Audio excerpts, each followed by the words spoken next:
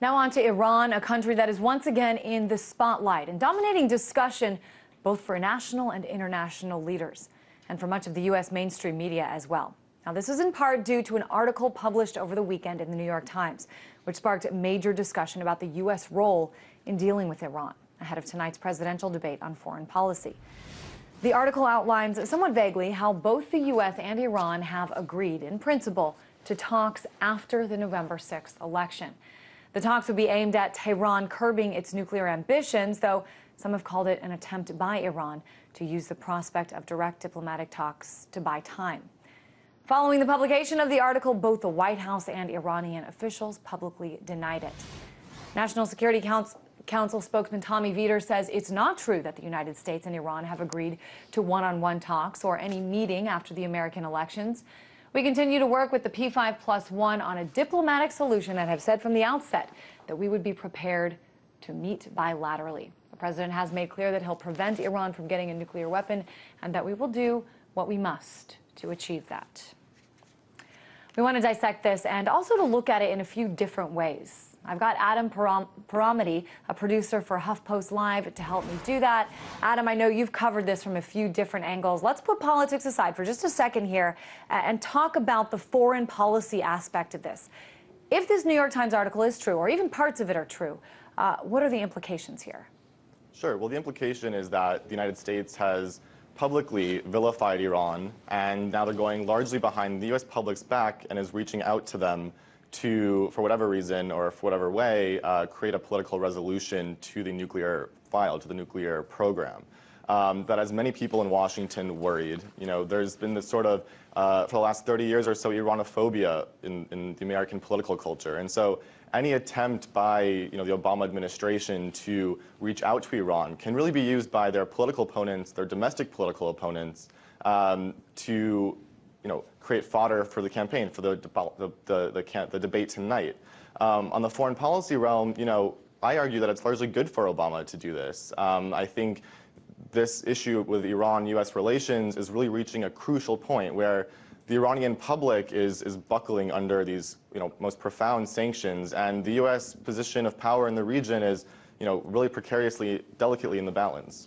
What do you think, Adam, it says, though, about the state of foreign policy that both parties, both the administration and Iran, seem to be denying in engaging in such a popular course of action? Well, it's possible that the New York Times report wasn't entirely accurate in how they portrayed this agreement. I mean, we don't really know if a date has been set, if the endpoints have been agreed to. What we do know is that both sides are open to some sort of direct bilateral negotiation. And that's really significant because what both publics have been, or what both governments have been telling their people is that it's almost impossible to come to the negotiating table. And so that's sort of the real impetus for putting down these reports and denying it.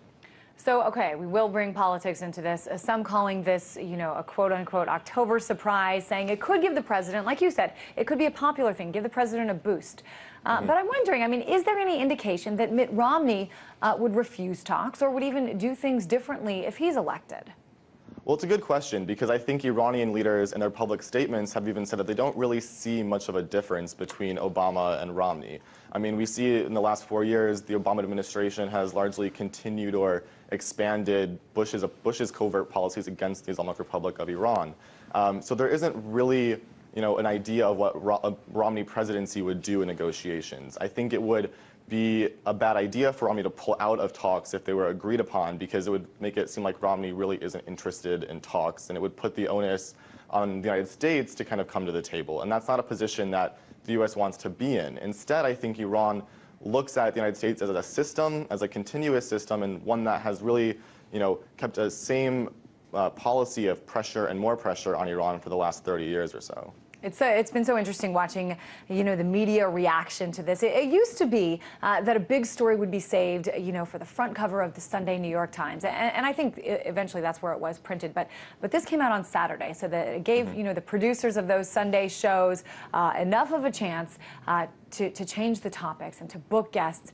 A major mainstream media blitz when it came to interpreting the meaning of this report. Let me just play, Adam, a small bit of what you may have seen or heard this weekend.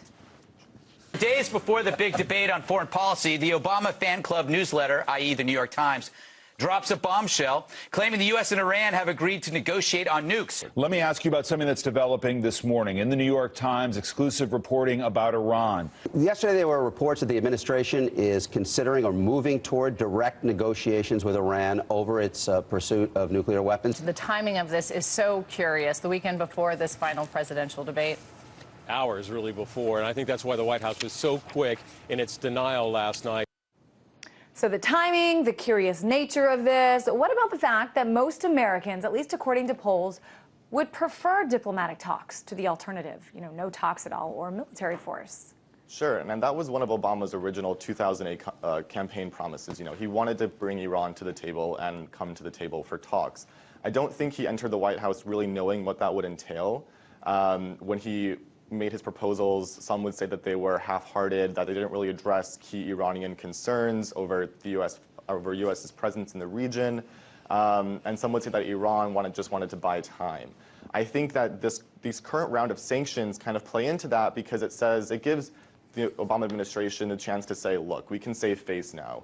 We've implemented the most harsh sanctions regime in the history of U.S.-Iran relations, and now the Iranians are really starting to feel it and are starting to capitulate under U.S. pressure. So if that's the argument that the U.S. wants to make, then it makes sense that they would want to say, or, give these signs or these leaks that they're ready to talk and that Iran is ready to talk. Conversely, Iran can also say, look, due to the Arab Spring, due to the U.S. losing allies in the region, the U.S. is now ready to talk, and the U.S. wants to have some sort of diplomatic agreement with Iran so that we can put these hostilities behind us. Because really, at the end of the day, it's the American people, it's the Iranian people that are losing out over these continued hostilities between the two governments, and those arguments really give the two sides a way to pull back from the brink and to come away from the edge that they've put themselves towards. Yeah, certainly, you're right. I mean, sometimes winning the messaging war is more important than what actually happens. You were talking just a second ago about the sanctions. I know